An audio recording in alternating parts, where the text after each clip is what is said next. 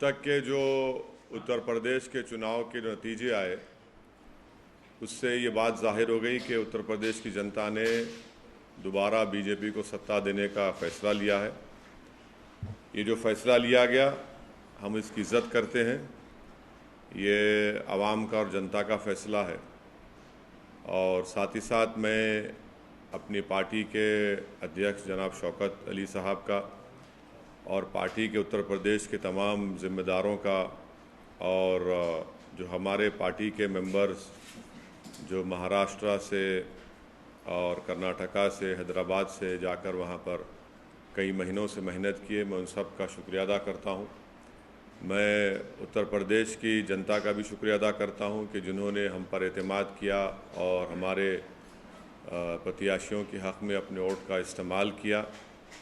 मैं शुक्रिया अदा करूँगा जनाब बाबू सिंह कुशवाहा साहब का जो जन अधिकार पार्टी के अध्यक्ष हैं, और भागीदारी परिवर्तन मोर्चा में जितने पार्टियां शामिल थे उन सब का शुक्रिया अदा करूँगा।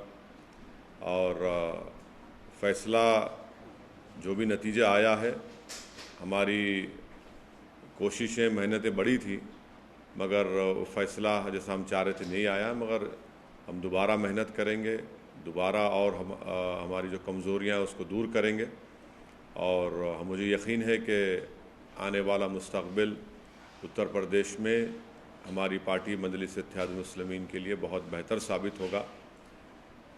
तीसरी बात यह है कि जो पॉलिटिकल पार्टीज़ अपनी नाकामी को छुपाने के लिए ईवीएम का चीख पुकार कर रहे हैं, मैंने 2019 में भी कहा था कि गलती ईवीएम की नहीं है, गलती जो लोगों के दिमाग में जो चिप डाल दी गई है वो उसकी बहुत बड़ा रोल अदा कर रहा है। और चौथी बात यह है कि कामयाबी हुई है ज़रूर, मगर ये 80-20 की कामयाबी है। हम अपना काम करते आए, पहले से करते रहेंगे और बस मुझे यही कहना है कि हम लोग काफ़ी मेहनत किए, बहुत अच्छी मेहनत की, दिलो जान से हम लोग, हमारे पूरे पार्टी के ज़िम्मेदारों ने मेहनत की। मैं उन सब का शुक्रिया अदा करता हूँ, बल्कि उनसे ये भी अपील करूँगा कि अपने हौसलों को बुलंद रखिए। कल से हम फिर अपने काम पे लग जाएंगे और यकीनन मुझे यकीन है कि आने वाले जो विधानसभा के इलेक्शन होंगे उसमें हम और अच्छा करेंगे, हमारे कमज़ोरियों को, जो भी कमज़ोरियां सामने आएंगी उसको दूर करेंगे। सर, आपने बोला 80-20 की कामयाबी है, इसका मतलब क्या है? ये आपका कहना है कि पार्टी का जो मकसद है, कई हमारे मकासद हैं, कई ऑब्जेक्टिव्स हैं, उसमें एक बड़ा ऑब्जेक्टिव ये भी है कि एक पॉलिटिकल लीडरशिप बने। अब अगर आप इस तरह से ये पैगाम देंगे तो फिर आप सिर्फ वोट डालने वाले बन जाते हैं, वोट लेने वाले नहीं बनते हैं आप, और आप एक झुंझुना बन जाते हैं। अब मिसाल के तौर पर ये जितने भी अभी तक नतीजे आए, जो रिज़ल्ट्स आया, जो बड़ी बड़ी बातें कर रहे थे लोग कि ये इनका वोट ट्रांसफ़र होगा, उनका वोट ट्रांसफ़र होगा, ट्रांसफ़र कुछ भी नहीं हुआ। और जो लोग झूठे दावे पेश कर रहे थे, जो लोग सब्ज़, उर्दू का लफ्ज़ बोल रहा हूँ, सब्ज़ बाग दिखा रहे थे, वो सब तो सब मालूम हो गया कि किसका वोट कहाँ पर गया, किधर गया। तो खैर अभी तो पूरे नतीजे नहीं आए, तो इस नतीजे पर और जब पूरे नतीजे आ जाएंगे उसको देखकर भी फिर हम और यकीनी तौर पर कह सकते हैं।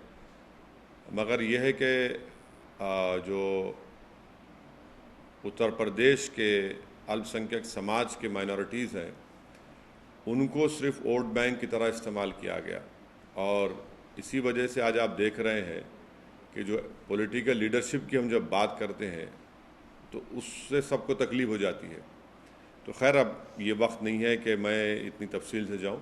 जो फ़ैसला आया हम उसकी इज़्ज़त करते हैं और हम अपना काम जारी रखे हैं और जारी रखेंगे, और पहले से ज़्यादा हम मेहनत करेंगे और जो हमारी लड़ाई है जमहूरियत के दायरे में उसको लड़ते रहेंगे। सर, उस पर क्या कहेंगे जो आपको, आप पे पहले भी आरोप लगते रहे हैं कि आप, अगर मैं उन लोगों के नाम ले लूं जो बाजा बजा रहे थे कि ये लड़ाई ये वो लड़ाई है, आखिरी लड़ाई है, फलां लड़ाई है, और जो जा जाकर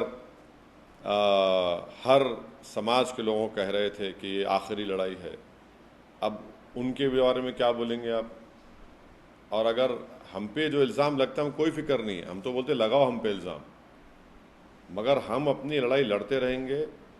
आप देखेंगे गुजरात में भी इलेक्शन लड़ेंगे, राजस्थान में भी लड़ेंगे, और इस साल आखिर में दिसंबर में उत्तर प्रदेश में लोकल बॉडी के इलेक्शन होंगे, हम फिर अच्छी तैयारी से लड़ेंगे।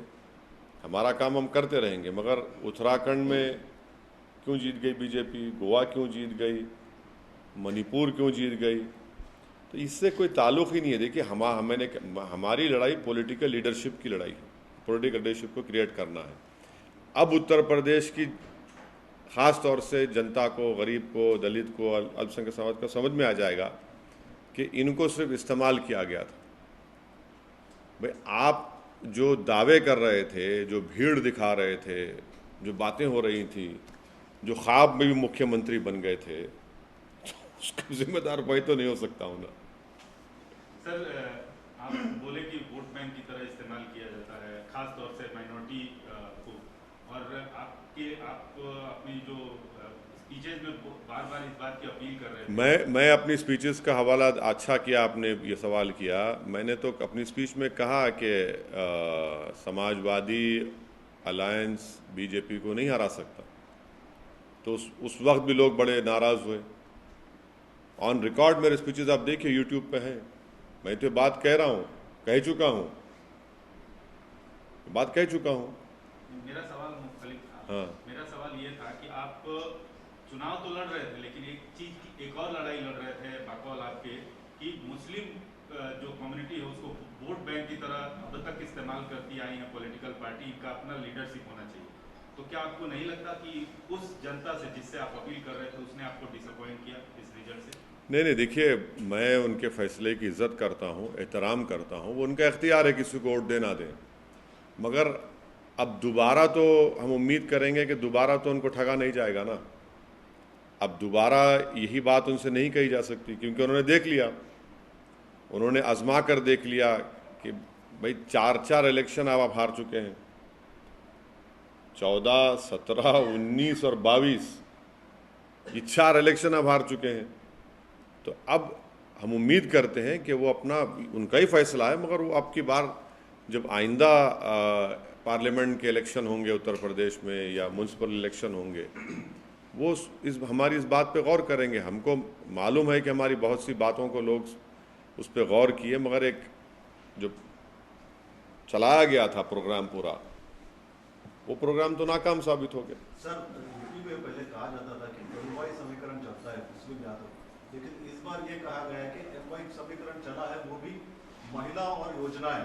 कोई नहीं, सुनिए, नहीं, एक मिनट, और प्रधानमंत्री के चलते ही एमवाई किसके लिए चलता था? एमवाई किसके लिए चलता था बताइए? कौन सी पार्टी के लिए चलता था एमवाई? यहाँ तो खाली एम ही है ना, वाई कहाँ है? यहाँ पे तो खाली एम ही है, वाई तो हैं कि ये जो योजनाएं थी महिलाओं के लेकर के। अब देखिए प्रसाद साहब ऐसा है ना, अंग्रेजी कहावत है, victory has many fathers, defeat has none. अब आप जीतने के बाद आप वो बोलते बोलिए, अब आप जीत गए तो आप नहीं, मैं यूपी, देखिए यूपी की जनता ने फैसला लिया, हम उसकी इज्जत करते हैं।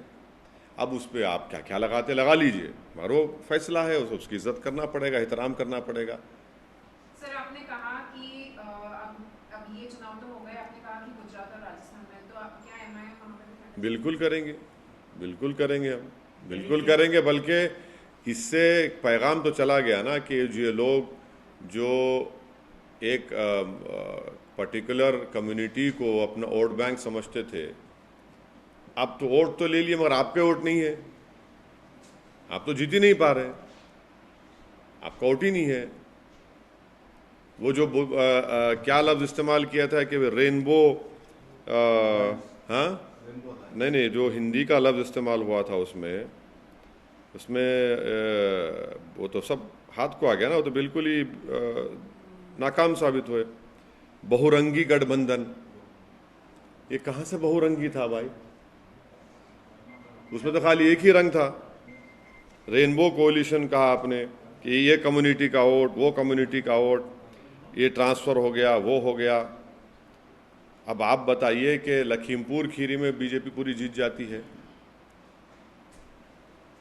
इसलिए हम कह रहे हैं कि 80-20 का मामला हो गया, और ये 80-20 हम आपको कह रहे हैं बहुत लंबे सालों तक रहने वाला है भारत की जमहूरियत में। तो आपको लगता है विकास के मुद्दे पे नहीं, अभी ये प्रेस कॉन्फ्रेंस ये मौका नहीं है ना वक्त है कि मैं इतना उसमें सब्सटेंशिएट करूं, मगर मैं इतना ज़रूर कहूँगा कि 80-20 का ये माहौल बहुत लंबे सालों तक रहने वाला है। ये समझने की ज़रूरत है सबको। क्या इस सर, आखिर ऐसा क्यों है कि आप वेस्ट बंगाल गए, वहाँ भी जो मुस्लिम कम्युनिटी का भरोसा नहीं जीत पाए। अभी उत्तर प्रदेश में उन सीटों पर चुनाव लड़े जहाँ जो मुस्लिम माहौल और डिसाइडिंग पोजीशन पर रहती है। नहीं, ऐसा नहीं। हम तो अलायंस का हिस्सा, सुनिए, ऐसा नहीं, हम तो अलायंस का हिस्सा थे, भागीदारी परिवर्तन मोर्चा का। जितने जन अधिकार पार्टी के भी कैंडिडेट्स थे और दूसरे अलायंस के, हम सबके लिए कैंपेन किए। इलेक्शन में जीतार होती है, इलेक्शन जीतार होती है। और मान्यवर काशीराम ने सही कहा था कि पहला इलेक्शन हारना, दूसरा हराना, तीसरा जीतना। अरे सुनिए, ये काशीराम साहब का एक बहुत बड़ा इंपॉर्टेंट स्टेटमेंट है। हम हारे हैं, जीतेंगे दोबारा, इसमें कौन सी बड़ी बात है? कौन सा आसमान गिरने वाला है? हमारे हौसले, हमारा अज़म कभी कम नहीं होगा ना, इससे होता है। ठीक है, हम जो चाह रहे थे उसके बरक्स नतीजा आया, कोई बात नहीं है, मगर हमारे हौसले, हमारे स्पिरिट आज भी हाई हैं, कल भी हाई रहेंगे, हम लगे रहेंगे। आपने कांशीराम का इसी से जुड़ा हुआ मतलब आखिर क्या कारण वो आप पाते हैं कि जो मुस्लिम कम्युनिटी है उसका भरोसा नहीं जीत पा रहे हैं? नहीं, देखिए, अब एक मैसेजिंग जो की गई थी ये सब लोगों की वजह से, अब उसका नतीजा देख रहे हैं ना आप,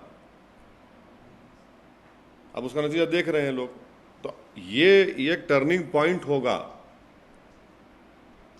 मुस्लिम पॉलिटिक्स के लिए।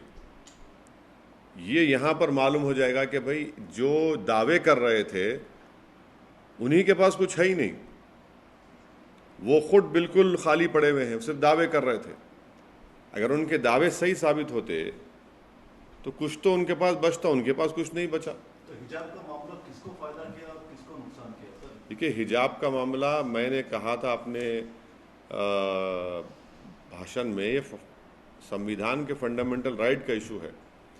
इलेक्शन हो, चुनाव हो ना हो, जहां पर फंडामेंटल राइट्स का वायलेशन आएगा वहां पर बोलना पड़ेगा। अगर चुनाव नहीं होते तो आप समझते हो इसी खामोश बढ़ जाता। आप गलत सोच रहे हैं। आप, ये मेरा फंडामेंटल राइट है, संविधान को प्रोटेक्ट करना मेरी आपकी जिम्मेदारी है, मैं बोलूँगा बराबर। मगर ये बोलना कि इसमें आया, भाई अगर नहीं आता तो भी हम बोलते बराबर। 80-20 के नैरेटिव में क्या ये काम आया सर? नहीं, 80-20 का नैरेटिव आपको बताएंगे आराम से। अभी आज की प्रेस कॉन्फ्रेंस हो जाए। आप बोल रहे हैं कि जो मैसेज दिया गया था तो आपका इशारा कहीं न कहीं जमात के जो नुमाइंदे हैं, चाहे वो मेरा इशारा किसी लीडर हों, नहीं, मेरा इशारा किसी के ऊपर नहीं है।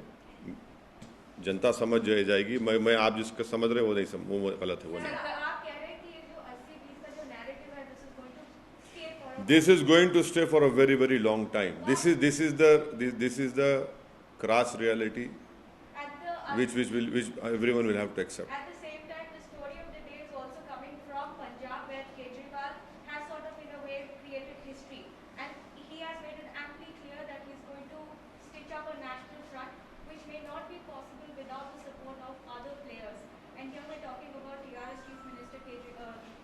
You know what? One of the MLAs of that party had talked about my chief minister. He has used some offensive words against him, unparliamentary, derogatory words. I don't want to repeat it in a press conference, but that is for them and the other parties to decide. But would you throw in No, no, madam. My objective is to create a political leadership. That I'll try to do my best, and it will be created. but any concerted effort? We'll see. It is too early. It is too early to talk about it. Sir आप sir, कई लोगों ने EVM पे सवाल उठाए, आप उस पे क्या कहना मैं तो 2019 में आपको प्रेस कॉन्फ्रेंस में बोला था कि ईवीएम गलत है, ईवीएम में कुछ नहीं है, दिमाग में चिप डाल दी गई है 80-20 की, अब वो चल रहा है। ईवीएम गलती ईवीएम की नहीं है, बुलडोजर का कितना असर पड़ा सर? कुछ भी नहीं है। गलती जो है ईवीएम की नहीं है, गलती जो दिमागों में डाल दिया गया है उसी के ऊपर मामला चल रहा है पूरा। How do you view the Congress's performance in Uttar Pradesh and other states? Congress खत्म हो गई सर अभी। कांग्रेस, बीएसपी, बहुजन समाज पार्टी, कांचीराम का आप उदाहरण दे रहे थे, लेकिन उनका जो कहना है वो रिवर्स में हो रहा है। नहीं, मैं इस बात को नहीं मानता, और बड़ा हमारे लोकतंत्र के लिए बड़ा अफसोसनाक दिन होगा अगर बीएसपी ख़त्म हो जाएगी, तो बड़ा अफसोसनाक दिन होगा। और मुझे यकीन है कि बीएसपी ख़त्म नहीं होगी। हमारे लोकतंत्र के लिए, जमहूरियत के लिए वो पार्टी का रहना बहुत ज़रूरी है। इस वक्तव्य को, कांग्रेस इस सर, स्टेटमेंट को, कांग्रेस के बारे में नहीं, मैं कांग्रेस के गांधी, प्रियंका गांधी, अब मैं उसके बारे में मैं क्यों बोलूं भाई? खामखा उनको क्यों इज्जत बख्शूं मैं अपनी ज़बान से उनका नाम लेके उनके बारे में बोल के? सर आप बीएसपी के हाँ? बारे में Have जो they become a liability? It is for their party to decide. How can I comment on it? I cannot comment on one political party's internal strife or differences. It is not my job to comment on it. It is for that party to decide what they need to do for themselves. Sir BSP के बारे में जो आप अभी आपको नहीं, देखिए इसको, नहीं, देखिए, सवाल पूछ लेंगे। नहीं सुनिए, मैं समझ गया आप कहाँ से आ रहे हैं। मैं आपको बता रहा हूँ कि भारत की लोकतंत्र के लिए बीएसपी का एक बहुत बड़ा रोल रहा है, और हम उम्मीद करते हैं कि वो पार्टी रहेगी, मजबूत रहेगी। हाँ, यकीनन आज का नतीजा देखकर तो आप कमज़ोरी दिखकर आती है हमारे भी सबकी, मगर बसपा की ज़रूरत है, और हम उम्मीद करते हैं कि जो जिम्मेदार हैं लोग देखेंगे और करेंगे उसको। आपको जरूरत है शायद भविष्य में, इसलिए नहीं, देखिए आप हर चीज़ को हमारी ज़रूरत मत समझिए। हर चीज़ को हम अपने उससे इंटरेस्ट से देखते हैं, मगर एक बात को तो मानना पड़ेगा ना कि उस पार्टी ने बड़ा रोल अदा किया डेमोक्रेसी को मजबूत करने के लिए। सर आप बोल रहे हैं कि जो मैंडेट है आप उसका सम्मान करते हैं, तो जो मैंडेट है वो मोदी का जो मॉडल है उसके फेवर में है। क्या आप मानते हैं कि मोदी मॉडल जो है वो सक्सेसफुल फिर से हुआ है और सस्टेन कर रहा है देश में? पंजाब में क्या हुआ? पंजाब में तो कुछ नहीं कर सके। पंजाब में कहाँ थे वो? अच्छा, नहीं थे कभी पावर में नहीं थे ना। अच्छा। सर, पावर में। अच्छा, मैं समझा कि शिरोमणि अकाली दल साथ थी ना बीजेपी की। लेकिन बाकी 4 राज्यों में तो सर असर देखिए। अब भैया अंग्रेजी कहावत है, victory has many fathers, defeat has none. Sir आप 85 रैलीज करें, 2 महीने तक हैदराबाद में नहीं आए। नहीं आया, बीच में आया। लेकिन तो क्या एक पर्सनल लेवल पे लगता है सर, बिकॉज मेहनत करके कभी फल नहीं मिलता है। अरे आप लोग मेरी पार्टी की हिस्ट्री जानते हैं ना मेरी हिस्ट्री जानते हैं। मैं एक सिंगल एमएलए था मेरी पार्टी का, फिर हम लोग बड़े, एक ही एमएलए था मैं, हम लोग एमपी का इलेक्शन, 2 एमपी इलेक्शन थे 96-98 का। तो क्या कमियां रह गई? क्या अरे रही होगी भाई, कुछ ना कुछ होगा, हम उस पर देखेंगे, मगर मेहनत के एतबार से हमारा उत्तर प्रदेश का यूनिट, शौकत अली और जितने हमारे जिम्मेदार हैं बहुत मेहनत की, तो यकीनन कहीं ना कहीं कमज़ोरी होंगी, देखेंगे उसको, मगर इससे हमको कोई मायूसी नहीं है। Sir, do you still feel that Muslims in other parts of the country see you as an outsider? See, that is not, they don't see me as an outsider. They see me as a person who is fighting to create a political leadership and to ensure that everyone gets their hissedari or their share in Indian democracy. These are part and parcel of our life, ups and downs are part and parcel of our life, and to me, for me tomorrow is the next day, is the next challenge. I'll take it up, I'll go ahead. What are your big takeaways? Big takeaway is that the amount of love and affection I have received once again from the people of Uttar Pradesh. I'm thankful to them, irrespective of caste and religion. Wherever I have went, the affection and love which has been shown to me, showered on me, that I will treasure it for the rest of my life.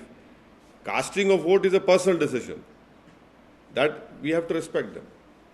Delhi municipal corporation के चुनाव NCP के हाँ लड़ेंगे, बिल्कुल लड़ेंगे, पूरी तैयारी कर रहे हैं हमारे कलीम साहब कलीम हफीज़ साहब लड़ेंगे, चुनाव लड़ेंगे। सर, आप पूरे देश में बीजेपी के खिलाफ लड़ रहे थे। आम आदमी पार्टी ने जो परफॉर्मेंस किया है, केजरीवाल को आप बधाई देना चाहेंगे? नहीं, पंजाब की जनता ने फैसला लिया है, वो भी एक वर्डिक्ट है, उसका सबको एहतराम करना चाहिए। हम उम्मीद करते हैं कि पंजाब और मजबूत हो। हम उम्मीद करते हैं कि पंजाब एक हमारा बॉर्डरिंग स्टेट है, वो एक आम प्रदेश की तरह नहीं है, उसके अलग चैलेंजेस हैं। और जब जनता ने फैसला दिया है तो उसको एक्सेप्ट करना पड़ेगा। आप बधाई देंगे केजरीवाल? नहीं, मैं तो पंजाब की जनता ने जो फैसला लिया उसका एहतराम करता हूँ, उसका एहतराम करना चाहिए, क्योंकि उन्होंने वो डिसाइड किया कि एक मैसिव मैंडेट उन्होंने किसी के पार्टी के हक में दिया, तो हम उसका एहतराम करते हैं। सर, इससे थोड़ा सा ये इस इलेक्शन के जो रिजल्ट्स आए हैं, इसका जो संभावित फेडरल फ्रंट और something minus BJP minus Congress का एक, अरे मेरे से क्यों पूछ रहे हैं? नहीं, अरे देखिए, पॉलिटिशियन है, मुझसे मत कुछ मुझसे मत पूछिए, मुझे नहीं मालूम। मैं तो मोस्ट अनटचेबल आदमी हूँ ना पॉलिटिकली, तो मुझसे क्यों पूछ रहे आप? मैं क्या बताऊंगा उस बारे में? और कुछ? सर, एक सवाल है। जरूर। राष्ट्रपति चुनाव को लेकर अभी से माहौल बन रहा है, अपने सीएम साहब भी उसके लिए एक तरह से मेहनत कर रहे हैं। अगर कोई बीजेपी के खिलाफ सारी पार्टियां मिलकर अगर मेरी देखिए, मुझे आपसे मालूम हो रहा है कि हमारे मुख्यमंत्री इस तरह का प्रयास कर रहे हैं, मुझे नहीं मालूम। मैं जिस दिन हमारे मुख्यमंत्री